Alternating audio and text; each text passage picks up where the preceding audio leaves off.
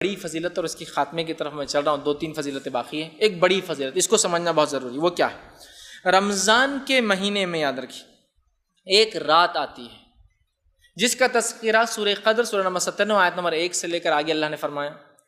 اور نبی اکرم صلی اللہ علیہ وسلم نے اس حدیث میں جو ابن ماجہ کی آپ نے فرمایا کہا، انس بن مالک اس کے راوی ہیں، صحابہ کو آپ نے رمضان سے پہلے جمع کیا، صحابہ جمع ہو گئے،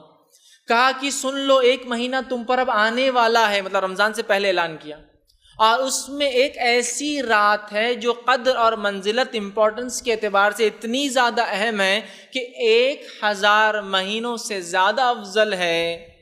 اور جس نے اس رات کو پا لیا اس نے تمام خیر کو پا لیا، اور جس نے اس رات کو چھوڑ دیا وہ بد نصیب رہا، اور بد نصیب سے ہی یہ رات چھین لی جاتی ہے۔ بد نصیب سے اللہ یہ رات چھین لیتا ہے، اس کو چانس اور موقع گولڈن آفر دیتا بھی نہیں ہے۔